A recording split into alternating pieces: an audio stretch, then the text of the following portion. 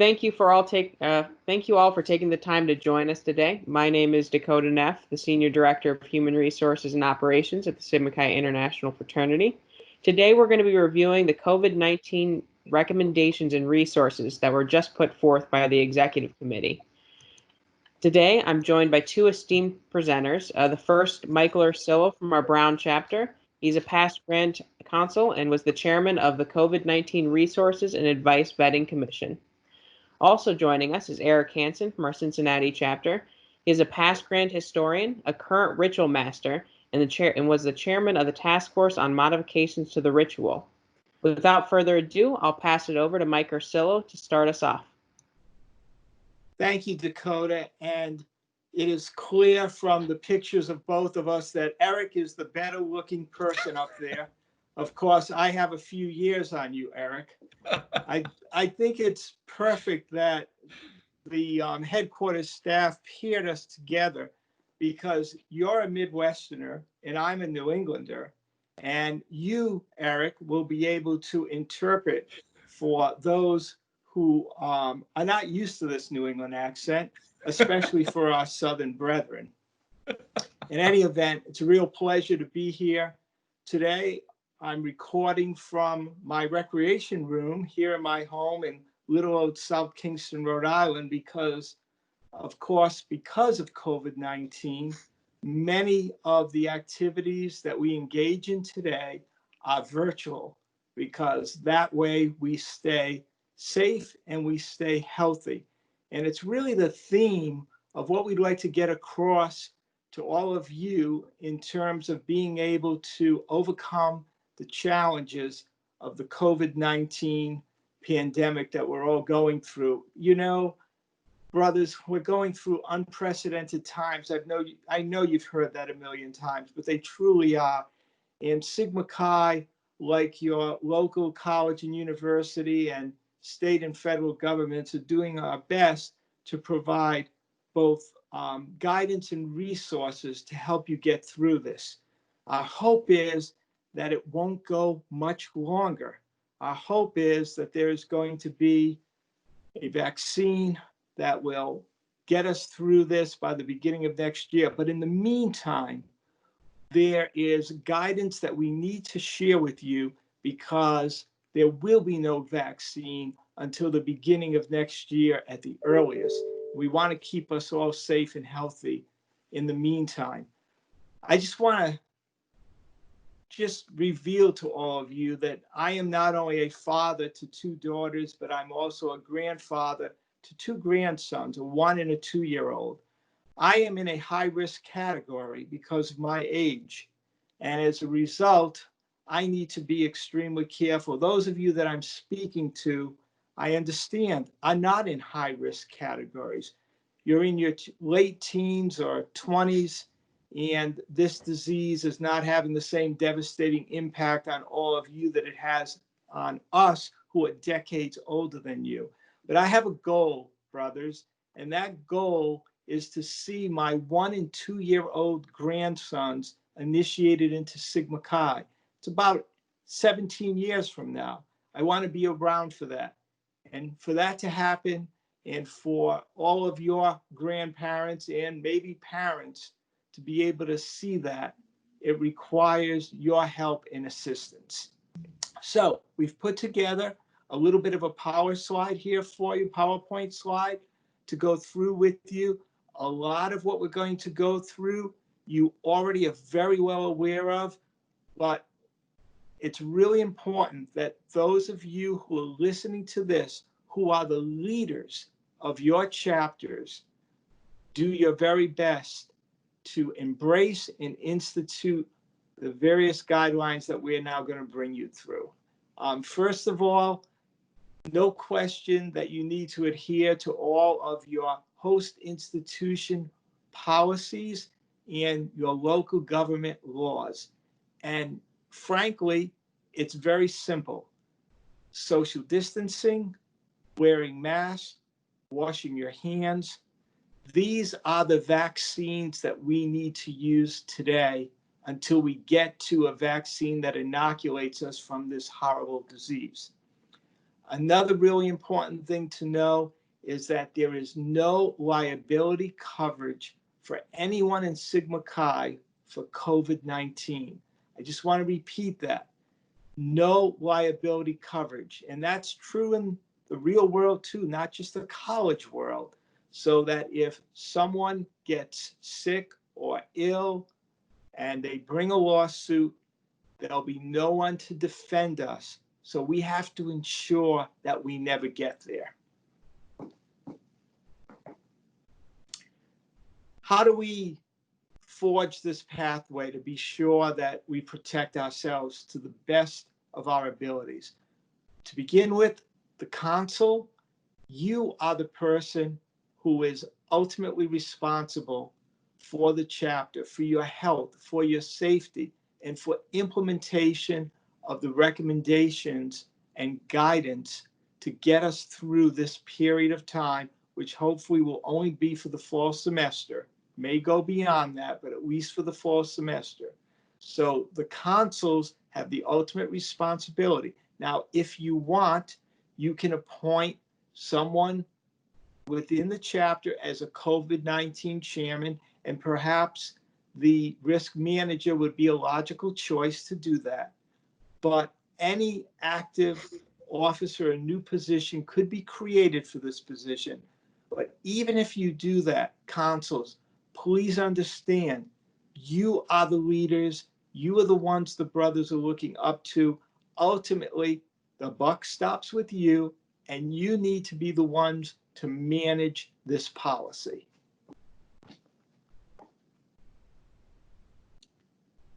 We all know that Greek letter communities on campuses are highly recognized and have a lot of influence. And so what we want to do is we want to be the leaders. We want to lead and use our position to show the rest of the campus community that we can adhere to health and safety guidelines. So not only will this help you to stay safe and healthy, it'll not only help your friends to stay safe and healthy, your families to stay safe and healthy, but you'll also receive a lot of goodwill from your host institution, leading the way, making a difference on your campus so that you can model for other students on your campus the best way to survive during this pandemic. The fraternity will have zero tolerance for conduct issues related to non-compliance with either host institution guidelines and/or Sigma Chi fraternity guidelines. And again, we'll go through them. Those guidelines are very simple. Think of it as the vaccine. Wear your mask, practice social distancing, wash your hands. All the things that you're reading about in social media, all the things that are being repeated on a daily basis, we need to embrace them and we need to practice them every minute of every day and not make any missteps. Another issue that we all have to deal with is budgeting, right? So clearly you need to plan for a reduced budget and reduced collection rates for at least the coming fall semester. Not only are you going to collect less, but you're going to have to budget for protective equipment, the hand sanitizer, the face mask, setting up virtual meetings through Zoom. We'll get into that a little bit later. Now, to help you with that, the fraternity has reduced leadership fees by 50%. I want to repeat that. We are cutting your dues in half to help you through this pandemic. Additionally, the Risk Management Foundation is doing everything that it can to keep insurance fees as low as possible so that we can continue to cover you for all of the other types of liability that is out there. There's no amount of money that we can charge you that'll cover you for COVID-19 related issues. However, we will continue to cover you for all the traditional things that we have covered you for, and we're going to do our best to keep those numbers down. Finally, and I don't have to say this because you know this, Be compassionate with members who are having difficulty paying. God knows that there are many, many families who are suffering through this crisis, whose parents don't have jobs. They aren't going to be able to make those dues payments the way they would in normal times. They will be able to do so in the future. So you can work with them, sign promissory notes, do the best you can to get them on payment plans so that they'll be able to catch up once we're beyond this crisis. And by the way, we will get beyond this crisis. We are all leaders. We're all going to do everything possible to make sure that we get through this crisis. And we can do that by following the guidelines that our universities, that Sigma Chi, and that your local governments are providing for you. I really want to emphasize this next topic of mental health. I think you all realize that this is more difficult to get through for some people than others. And many times mental health goes unnoticed. And many of our brothers, many are facing personal and family loss hardship as a result of COVID-19. I've already told you about the budgeting and the income issues. People have lost their jobs, they have no income coming in. That leads to all other types of mental health issues. So Sigma Chi, through the Sigma Chi Leadership Institute, has a new virtual Strong Arms program. You see it here on the PowerPoint. You just have to go to sigmachi.org, SCLI 2 Strong Arms COVID, and there are all kinds of resources there. If you see someone who looks like they're depressed or is having a problem, be a brother to that individual and do your best to get them help. You can also make sure that every member has the Reach Out mobile app download available in Google Play and Apple App Store for free. This app provides anonymous local resources for nearly every personal challenge that a brother may be facing. Brothers, I can't emphasize this enough. You really have to be on the lookout for brothers who are having extreme difficulty getting through this pandemic. We are brothers. We reach out, strong arms around you. That's what we're all about. Please keep your eyes and ears open for any brother maybe having these issues. The resources are there to help you, and we want you to take advantage of them. Now, here comes the very difficult part of the presentation with regard to events. I've unfortunately had to say this several times. Chapters and house corporations have no liability coverage for COVID-19. Again, in the real world, I personally, through my insurance, cannot get insurance coverage for COVID-19. What does that mean? If I invite friends and even family over to my home and one of them is infected and that infection spreads, and God forbid, someone gets really hurt or dies as a result of it, I can be sued and I will have no insurance coverage, which means my assets, my home, my bank accounts, my investment accounts, everything is totally subject to a lien in the event there's a lawsuit and a court or a jury decides that because I had this event in the middle of a pandemic, that I was liable for it, and my assets are going to be open to being confiscated as a result. I don't want that happen to me, obviously, and God knows I won't want it to happen to any of you. So, what does this mean for all of you?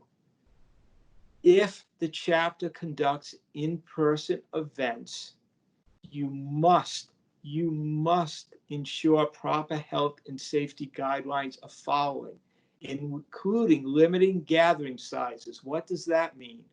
A lot of states, a lot of local governments have rules as to how many individuals can be inside a room based on the square footage. You need to know what that is. I can tell you in Rhode Island, where I live, that if you're in a room with other individuals, there have to be tables that are at a minimum of 8 feet apart from one another. I don't know what it is in your jurisdiction. You need to find out what it is. But most jurisdictions have similar rules. So you have to limit the number of people that come in, number one. Number two, you must wear a mask. And just as importantly, you must insist that anyone who comes into your facility, into your chapter house, into your space is also wearing a mask. I can't overemphasize the wearing a mask enough because it not only protects other people from anything that's coming out of your mouth or nose, but it also protects you from other people. In addition, we're recommending health screening of guests and members, meaning if they've come from an area which is a high volume of COVID-19 cases, they should not be invited into your home or your chapter house. If they are not feeling well in any way, if they have a stomach ache, if they have a cold, if they have a headache, certainly if they have a fever, they cannot come into your house. You've got to ask those questions. We've made this very easy for you. We have a list and have provided you with resources of questions to ask and liability waivers to be signed. And you just have to go to the sigmachi.org COVID-19 site, and all of that is there. Brothers, what I'm recommending to you is exactly what I'm doing in my own home in terms of who I invite in and how I treat them. We are strongly recommending that you refrain from hosting any events with alcohol in chapter facilities, including unrecognized property that is generally associated with Sigma Chi. That means off-campus apartments in addition to the chapter house. You know what's going to happen. I know what's going to happen. Once individuals start drinking, very shortly thereafter, all of the social distancing will go away. All of the masks will come off. All of the interaction will be extremely close. People will be next to one another. They'll be hugging one another. They'll be shaking hands. They'll be doing all the things that alcohol makes us do. And all of that is an absolute disaster when it comes to COVID-19, because I know all of you pay attention to social media. All of you are hearing about what's going on out there when individuals get together at bars. And by the way, that's BARS, not BAHS. And there is incredible amounts of community spread when you're in that situation. That leads to liability issues that I discussed with you earlier. So please do not host any events with alcohol in any chapter facility, including an off-campus site where brothers have rented an apartment, because that still counts as a Sigma Chi activity. And again, there's no insurance coverage. If you absolutely really want to do something along the lines of a social event, utilize a third-party venue that's following all the proper health and safety guidelines as determined by your local government. And also, in general, all of your brotherhood events, wherever possible, should be virtual. Just like this presentation is virtual, I'm in Rhode Island, Eric's in Ohio, Dakota's in Illinois. We're all together in this together. And think about it this way. It's not forever by any stretch of the imagination. It's going to be for the first semester. It may go over into second semester. Let's hope not. But we've got to get through the fall semester. So we need you. We are imploring you. Please do the right thing. Refrain from having alcohol events in chapter facilities, and all brotherhood events wherever and whenever possible should be virtual. And when they cannot be virtual, please follow the COVID-19 guidelines.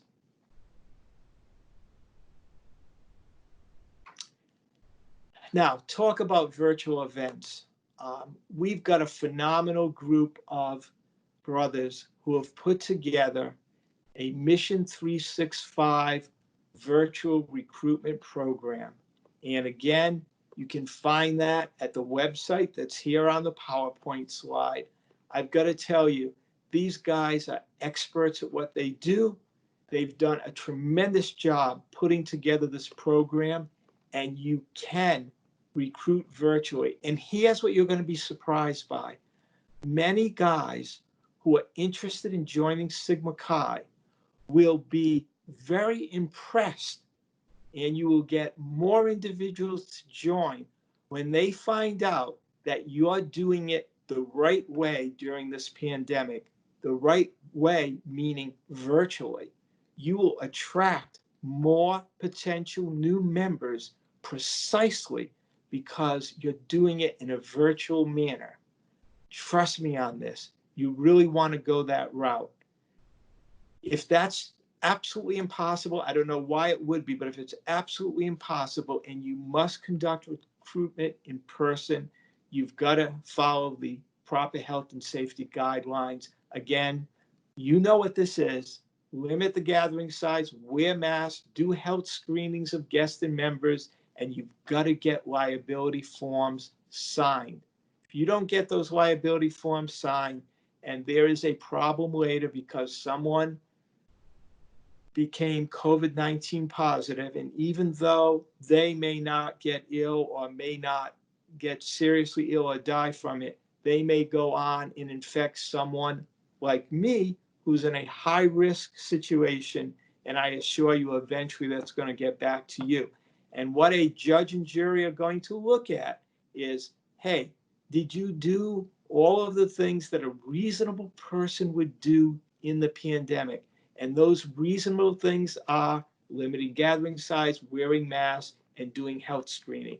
Cannot emphasize that enough. So please follow those guidelines.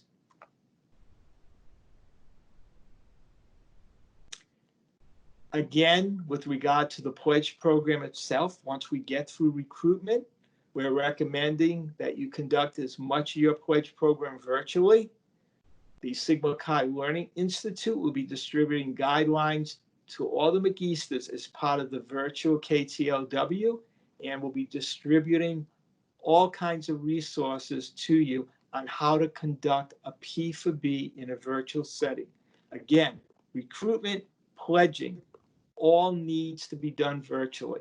But if the chapter must conduct its pledge program in person, you know what the drill is. Ensure proper health and safety guidelines are following, limiting gathering size, wearing masks, health screening of pledges and members, and get them to sign those liability waivers. Brothers, this is not easy. I am not pretending to tell you that this is going to be an easy thing to do.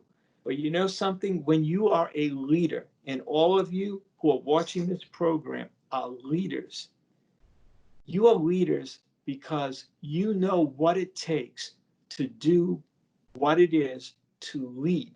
And that means having overall responsibility for making sure and convincing all of the people who are following you to do the right thing. And this is the right thing, because ultimately it's going to come back and fall on your shoulders. And you want to be able to emerge from this saying, we did it, we made it, and now we're on the other side of it. That's what all of us want. So where all of us want to get to. Now, at this point, I'm going to be happy to turn this program over to the Midwesterner, who I'm told Midwesterners have absolutely no accent. So I'll let you be the judge of that. Eric Hansen, your turn. Thank you, Brother Ursillo. I want to reiterate that when we're talking about ritual and we're talking about being leaders, we find innovative ways to do things. We come out of things better and changed individuals than we were before. And so a lot of what our ritual task force was focused on is how do we go about and conduct our ritual, specifically our in-person ritual, in this time, and allow us to be able to share in the bonds of brotherhood the way that we normally would. Unfortunately, that we can't. Everything I'm going to be talking about here is we're not getting into specific ceremonies or anything like that. The policies, the recommendations specific, are behind a member login credential at the website you see there on the PowerPoint. And please treat that document as you would the ritual itself. It is highly confidential and should not be shared outside of the hosted web page.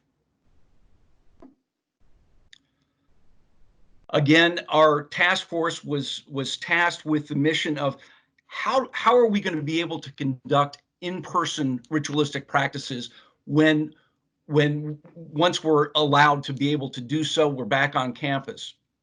And so our task force focused on ritualistic chapter meetings and initiations.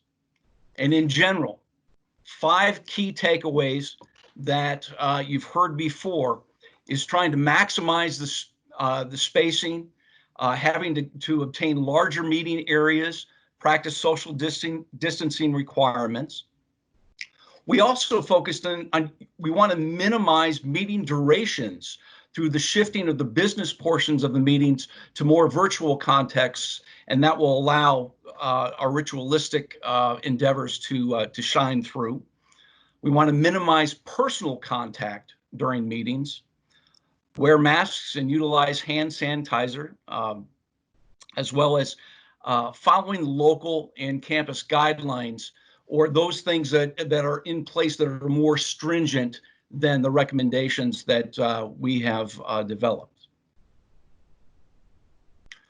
As Brother Russillo mentioned previous, the console, but when you add the ritual portion in there, it's both the console and the custos, then share the responsibility for the keeping and the practice of the ritual during the chapter.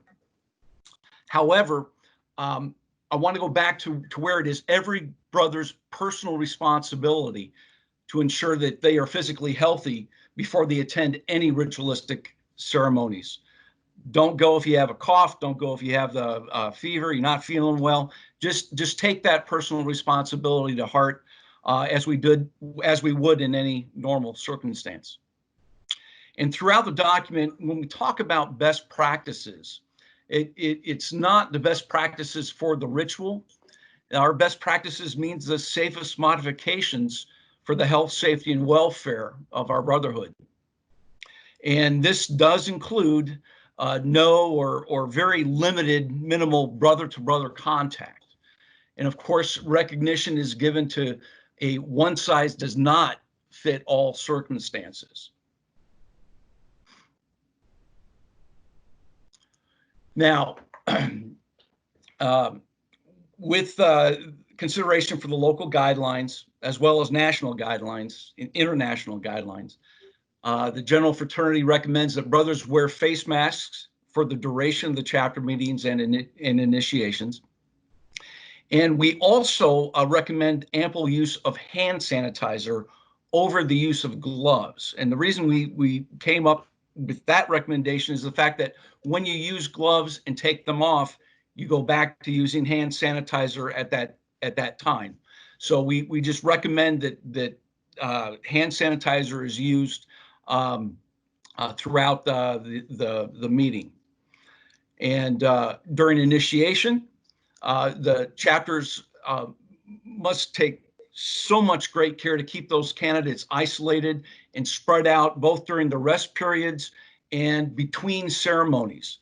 And in the recommendations, there are multiple recommendations for the specific ceremonies, and including how to move candidates between each ceremony. and the like. And I won't go into it here, but they are very well spelled out in the document.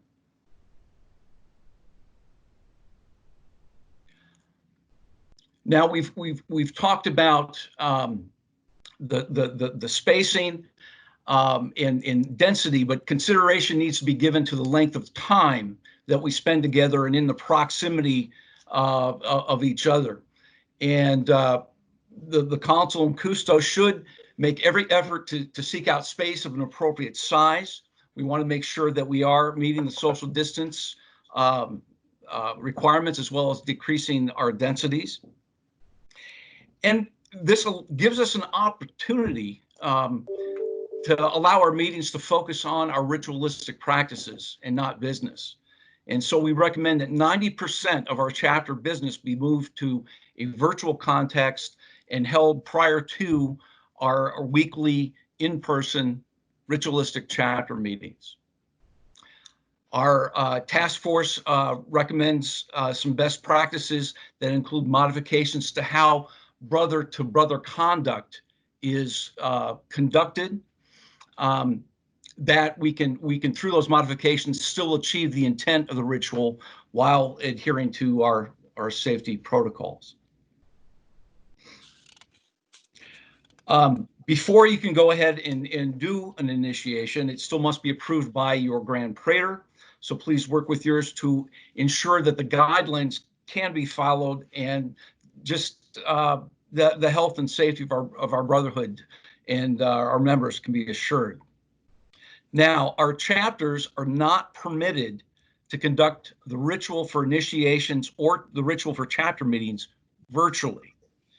Now, however, there is a non-secret ritual that is currently being piloted to add a formality to virtual meetings. It kind of elevates the space in which we can share our brotherhood. Details of this program were shared earlier in a memorandum from the EC. And if you're interested in this virtual ritual, please reach out to the headquarters. And with that, I am going to turn it back on over to Brother Ursillo for continuing on with some other recommendations. Thank you, Eric. And I'm glad to jump back in and we change accents here again, too. So, housing. And a lot of this is exactly what we discussed a little bit earlier. We need to break the chain of infection. Critical that we do that, especially during the next 5 months to get us through to January of next year. Hopefully at that point, there'll be a vaccine. But in the meantime, believe it or not, we do have a vaccine in connection with breaking the chain of infection. What is that vaccine?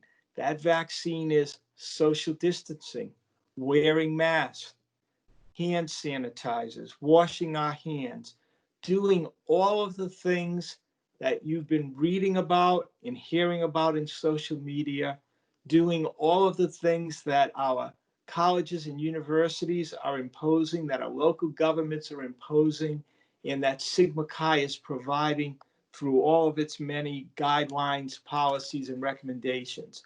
All of those are summarized in sigmachi.org COVID-19 website, as well as the constantinehousing.org COVID-19 website. Brothers, I can't emphasize enough how powerful these resources are, because they're not just the platitudes that say do this and do that, but they provide a roadmap. They bring you through what to do in each and every case, how to do it, and provide all of the documents that help you get through it. So really can't emphasize enough how important it is for those of you who are involved with housing, whether you're on a house corporation, whether you're a grant trustee, whether you're an alumni volunteer who is dealing with undergrads in their capacity as tenants. It is critical that you provide the leadership that is needed and necessary to be sure that the guidelines are being followed. Now, one of those really important guidelines is that the chapter facility residential spaces must be limited to residents.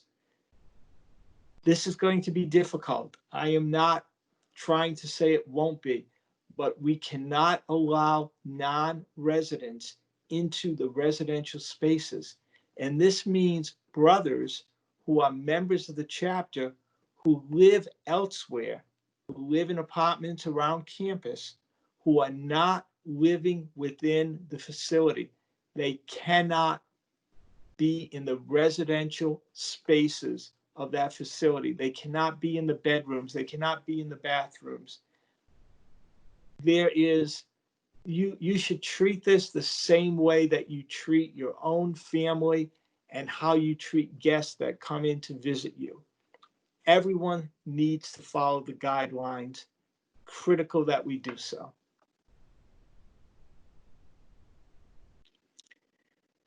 We need to be thinking about the worst case scenarios. And what's the worst case scenario? That someone in the chapter house comes down with the disease.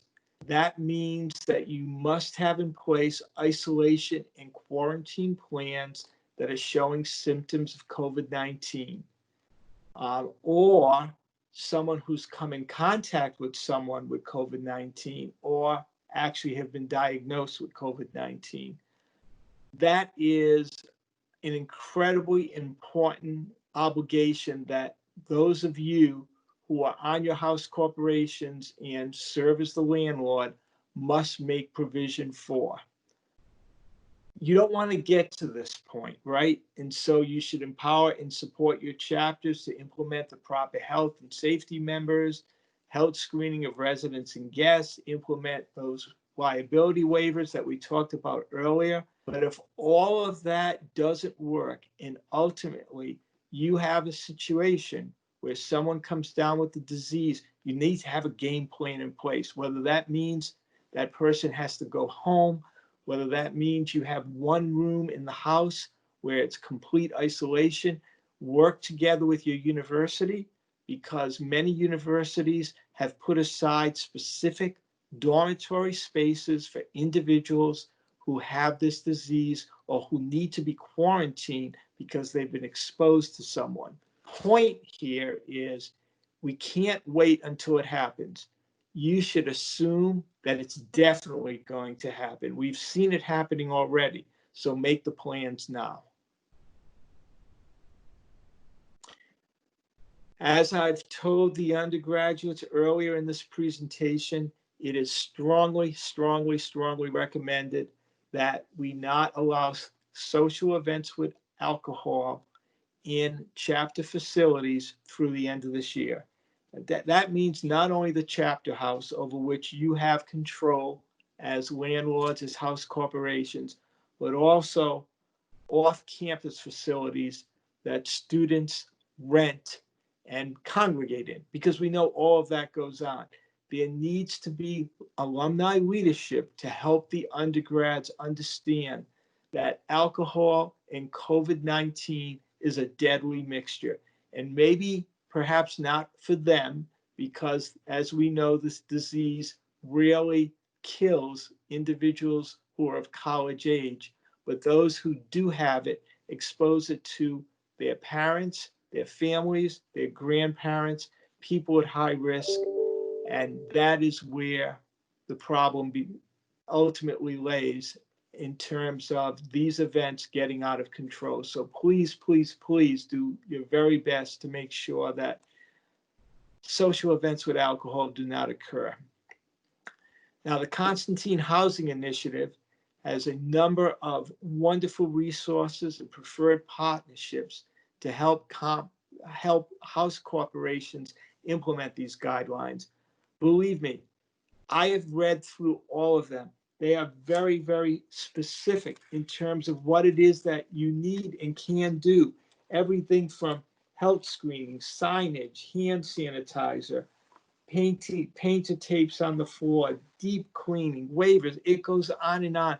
These are phenomenal resources. And we highly encourage you to please go to these websites, look at them, because it'll make implementation extremely easy for you. It brings you through point by point. We know this is going to be difficult. This is not going to be easy. We thank all of you who are in these alumni positions for providing the leadership, for volunteering your time while you yourself are dealing with this in your own families, in your own communities with work. And yet you are also doing it for Sigma Chi, because it's what we all do for Sigma Chi, because we've gotten so much out of it. So we greatly appreciate everything that you're doing, and we've done our very best to make this job easier for you. So please use these resources.